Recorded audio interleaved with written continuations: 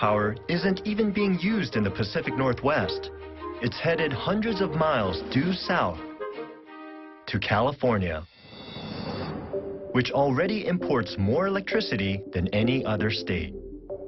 California law mandates that by 2020, a third of its power must come from renewable energy sources.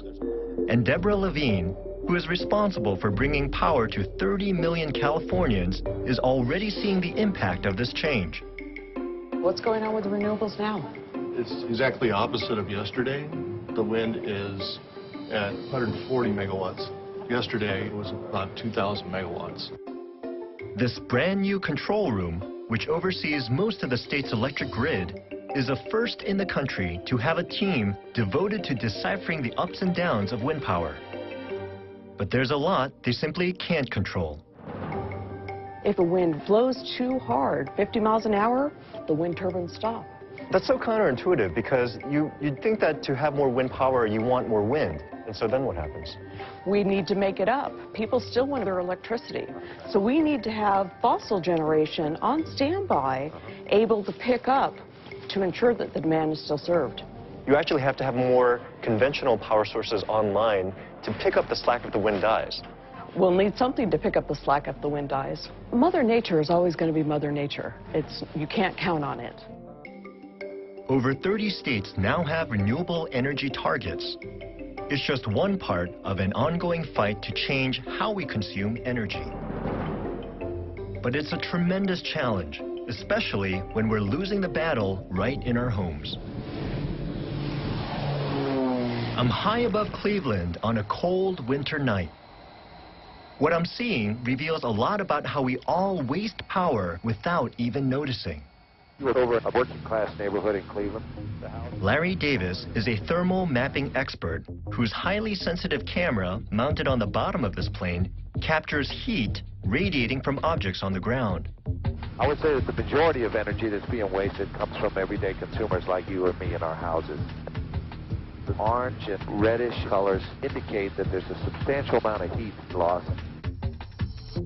About half the homes in Cleveland were built before 1950.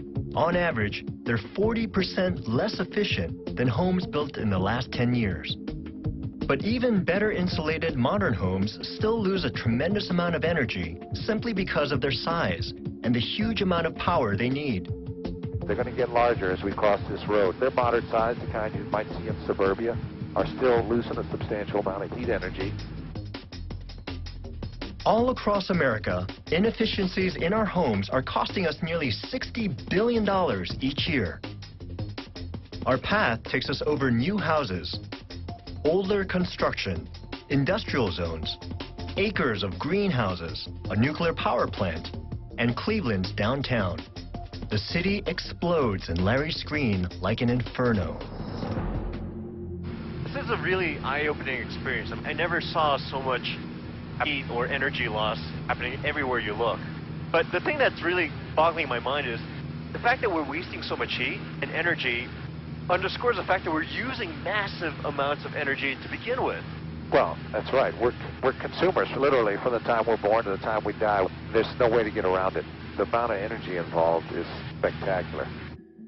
Beginning in 1994, for the first time, American homes and offices began to consume more electricity than American industry.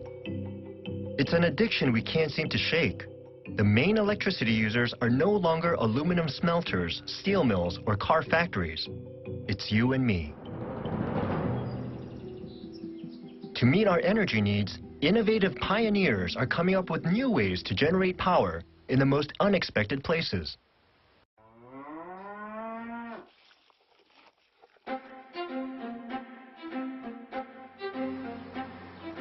In the heart of Vermont's dairy country, meet the new power plants at the Blue Spruce Farm. All 2,400 of them. Okay, here we go. Time for these babies to go get milked. All right, I'm holding my breath. Marie Audette is a second-generation dairy farmer who doesn't let anything go to waste on her farm. But her cows produce a lot of waste, and she's found a brand new way to use it. We used to put the raw manure back on our land as fertilizer. Okay. So is that going to be used to make electricity too? It sure There is, baby. Go for it.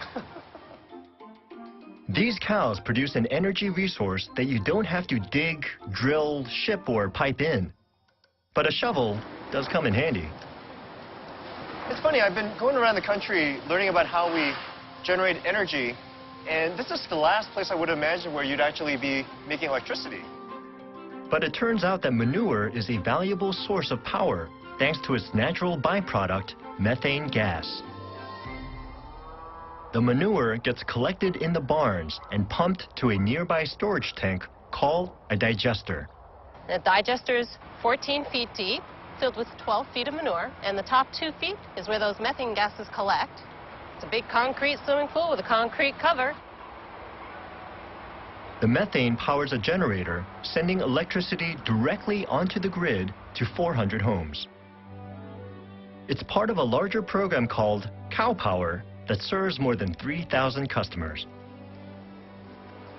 And unlike the ups and downs of solar and wind, these cows provide a constant source of electricity.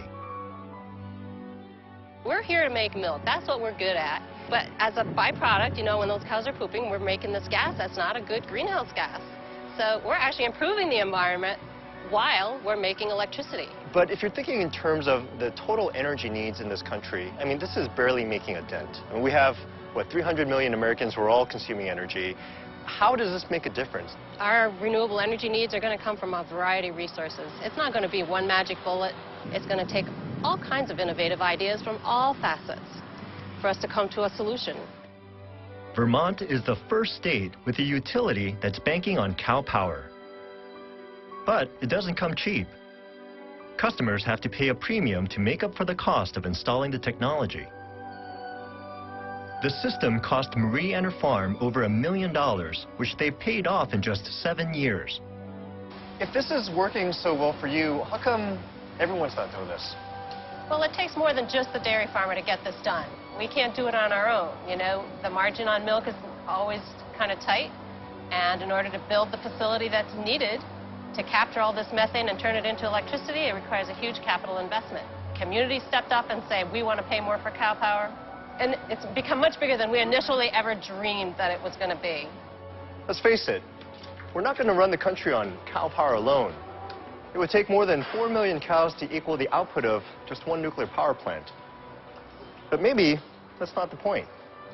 Maybe the point here is that the people in this community are taking control of their energy choices, and they're choosing to build a sustainable energy future 1 kilowatt at a time.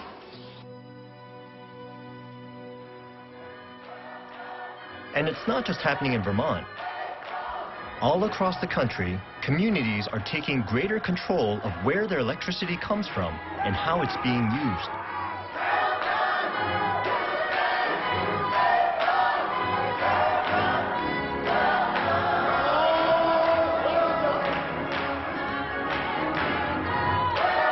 And that brings me to Florida Avenue Baptist Church in Washington, D.C. Pastor Earl Trent and his congregation are turning to solar energy. They've got their own power plant up on the church roof.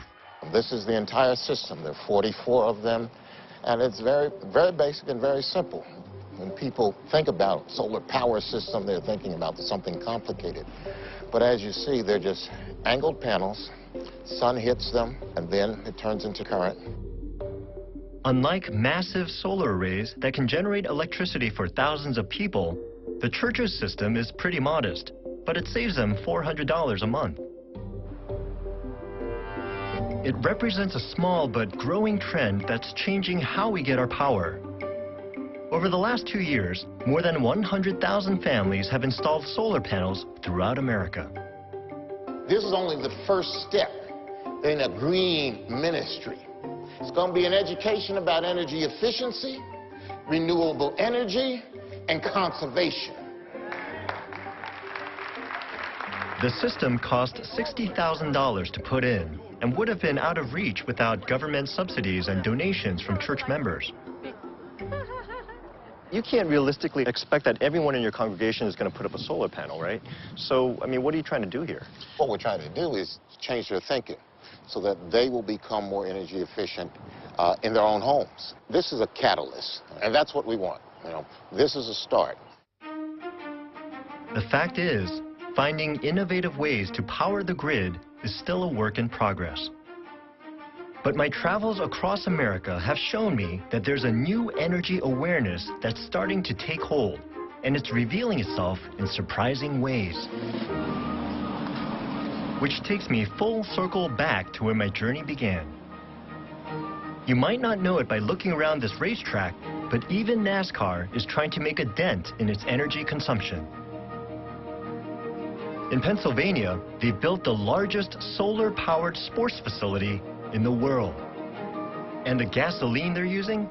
In 2011, for the first time, all their cars began running on an experimental blend of 15% corn ethanol to offset their fossil fuel use. NASCAR has a long way to go, but they want to be racing 100 years from now. To do this, they know they're going to have to make some fundamental changes, just like the rest of us. And it's not just here. Keeping the power flowing will take creative solutions. We need to find new sources of energy for tomorrow, and we need to use existing ones more efficiently today. There are no easy answers, but there are a lot of new ideas out there ready to be harnessed. But today is race day in Daytona. That means it's time to put pedal to the metal and celebrate the great American energy machine. It's a machine we depend on every day.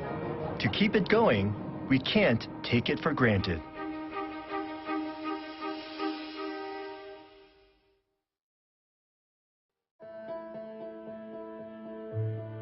America Revealed is made possible by the Corporation for Public Broadcasting and by contributions to your PBS station from viewers like you. Thank you.